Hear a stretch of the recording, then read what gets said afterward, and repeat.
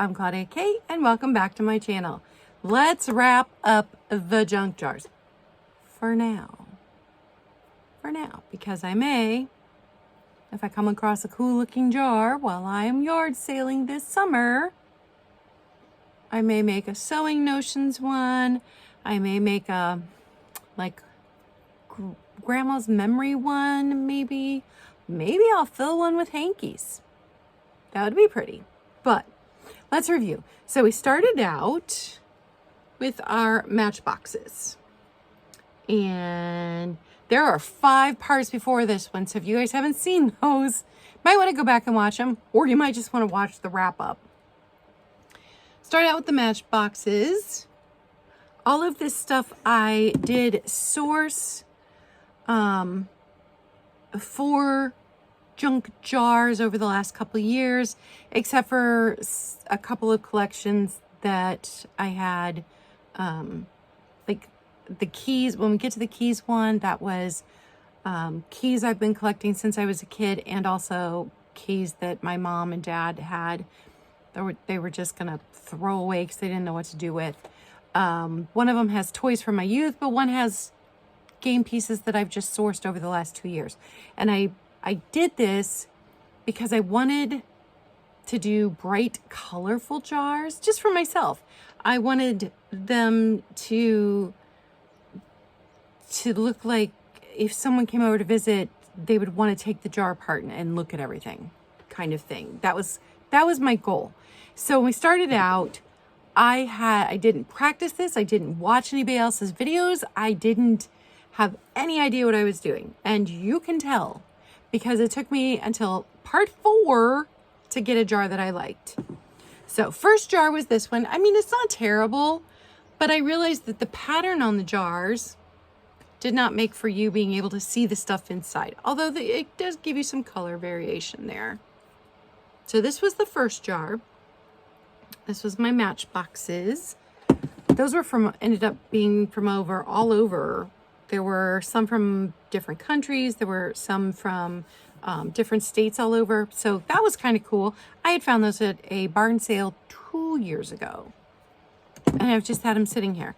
And then we went to some of my childhood toys and then toys I've collected or been gifted throughout the years since then. And we did it in the great big jar and it did not look good. So I redid it. And I love it now. I love how it turned out. So very pleased with this one now. But there again, with the pattern on it, if you're looking at it from here, you can see a bunch of colors, but you can't make out what's in it. So I love that you can see all the colors though. So very pleased with this one. And the keys. At the end of the key video, I had not found the rest of the keys, and so I had keychains in here. Took the keychains out, just went with keys. Love how this one turned out. It's very heavy. This was the one where I really liked what we did. And I actually dumped it out and started over while I was working on it. And so nothing in here is a childhood memory. This is just stuff that I have sourced from garage sales, yard sales, flea markets, bags from thrift stores. And I loved it. It achieved exactly what I wanted. It's colorful, it's fun. There's always something different to look at. So I was very pleased when we got to part 4, but it took us all the way to part 4 to decide what I liked. So then that's when I went back and I redid this jar from part 2. And then we did the jewelry, except that we started it in the big jar and ended up having to take it out of the big jar and put it into this one. And there is some space in here, but I do think I have more broken jewelry in my jewelry box. This was all stuff that I had sourced. So none of this was personal to me. It was just pieces that either came in bags with other things that were broken, or like I pointed out, the big blue brooch here. Another reseller had sold it and had said there were no missing stones. It was missing a stone when it got here. She refunded me my money. So that's what these are. So none of these are personal in here, but I do think this one turned out pretty for what it is. So I was pretty pleased with that one. And that was parts 1, 2, 3, 4, and 5. So I took that big jar that we had tried out with toys and we had tried out with jewelry. And there was no point in making a video with you guys watching me dump marbles into it. But, marbles! So some of these I have sourced, some of these I have had for years and years and years. None of these were like my mom's. My youngest son actually has, or did when he moved out, my mom's marbles. We still had some from her childhood, but I don't have any in that, so I can't hold that very much longer. But there are no uranium marbles in there. All of my uranium marbles are in my uranium display. So no uranium marbles in there, but there are a lot of shooters in there. You just can't see them. They're in there, and just various marbles. So that one turned out to be all marbles. And then when I was at the church rummage sale Thursday morning, I found the tiniest little canister. So it's got some things in it. I had some miniature things. I've got more miniature things around here. I'll have to find them, but so I did a tiny jar. Oh my goodness, I love it. This was my favorite find of all of my sourcing this weekend, is this little jar for me.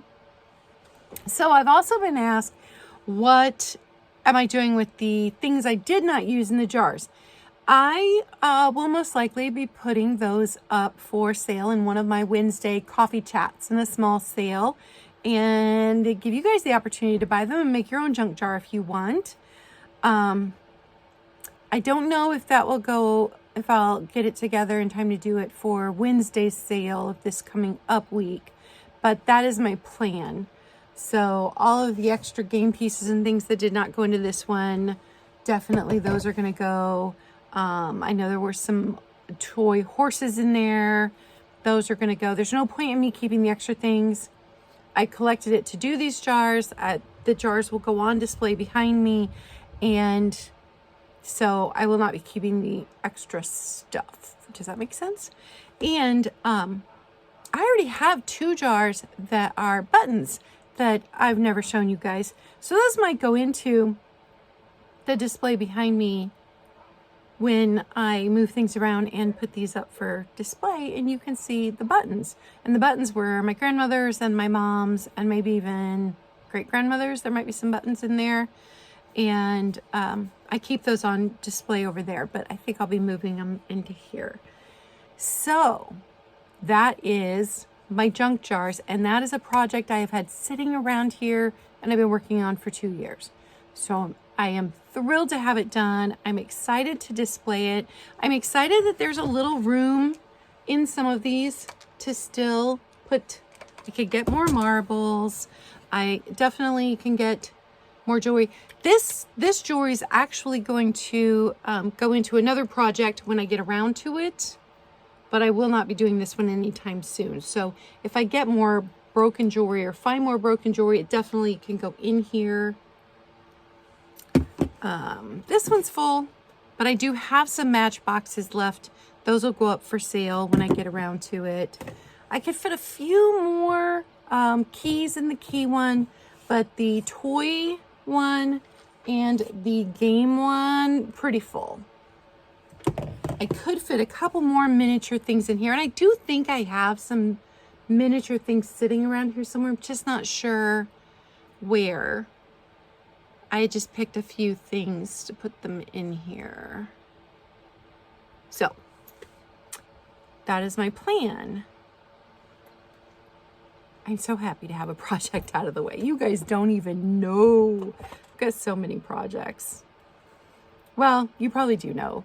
If you are a project person at all, you probably also have unfinished projects, whether it's sewing or scrapbooking or needlepoint or whatever it is you do, you probably have unfinished projects too. So I got that done. I'm super happy about it. I'm pleased with how they turned out. I hope it inspires you to do something like that yourself.